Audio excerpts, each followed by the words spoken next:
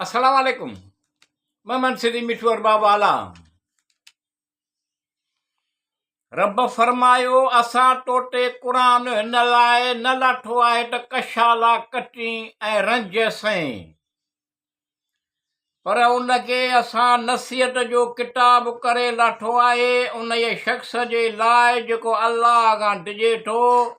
रब उन ज़ात जे तरफ़ां लाठल आहे जंहिं ज़मीन ऐं बुलंद आसमाननि खे ख़लकियो आहे, ऐं जेको रोज़ी ॾींदड़ आहे अल्लाह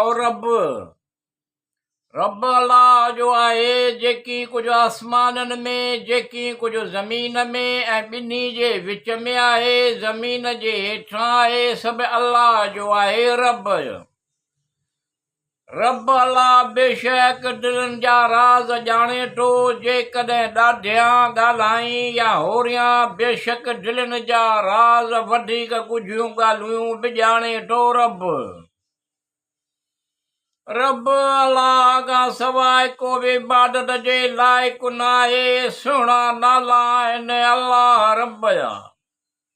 रब अल्लाह पैगंबर, नबी, रसूल हिदायत करण लाइ सिधे रस्ते ते आणण पैगाम ॾिनो, सिधे रस्ते ते आणण लाइ पैगाम ॾिनो। अल्लाह रब अल्लाह पैदा कयो हज़रत आदम अलैहिस्सलाम, हज़रत नूह अलैहिस्सलाम, हज़रत इब्राहिम अलैहिस्सलाम पैदा कयो। अल्लाह रब अल्लाह पैदा कयो हज़रत इसहाक़ अलैहिस्सलाम, हज़रत याकूब अलैहिस्सलाम, हज़रत यूसुफ अलैहिस्सलाम, हज़रत इस्माइल अलैहिस्सलाम, हज़रत लूत अलैहिस्सलाम, हज़रत इदरीस अलैहिस्सलाम पैदा कयो। अल्लाह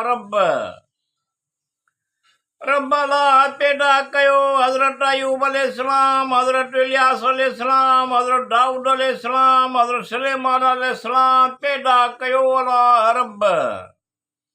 रब अल्लाह पैदा कयो हज़रत मूसा अलैहिस्सलाम, हज़रत हारून अलैहिस्सलाम, हज़रत इलियास अलैहिस्सलाम, हज़रत शुएब अलैहिस्सलाम, हज़रत सालिह अलैहिस्सलाम पैदा कयो। अल्लाह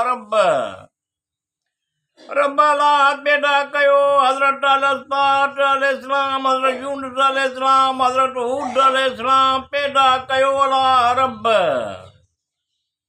रब अल्लाह पैदा कयो हज़रत ज़करिया अलैहिस्सलाम, हज़रत यहया अलैहिस्सलाम, हज़रत ईसा पुत्र मरियम अलैहिस्सलाम, हज़रत मुहम्मद रसूलुल्लाह सल्लल्लाहु अलैहि वसल्लम पैदा कयो। अल्लाह रब करीम अल्लाह रहीम आहे। नबी सगोरनि जो जिन जो सूरत में बयान थियो आहे उहे आहिनि जिन ते अल्लाह फज़ल फरमायो आहे।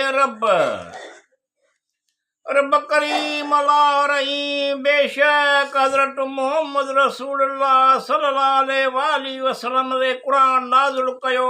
बेशक ही क़ुरान हो रस्तो ॾेखारे थो जेको सभ खां वधीक सिधो ऐं सचो आहे, ऐं मोमिननि खे ख़ुशख़बरी ॾिए थो, यानी उहे मोमिनीन जेके चङा कम कनि था त उन्हनि लाइ वॾो अजर आहे तरफ़ां वटां। अल्लाह रब मुंहिंजे हुकुम कयो आहे त अल्लाह खां सवाइ कंहिंजी इबादत न करियो, माउ पीउ सां सुहिणो सलूक करियो।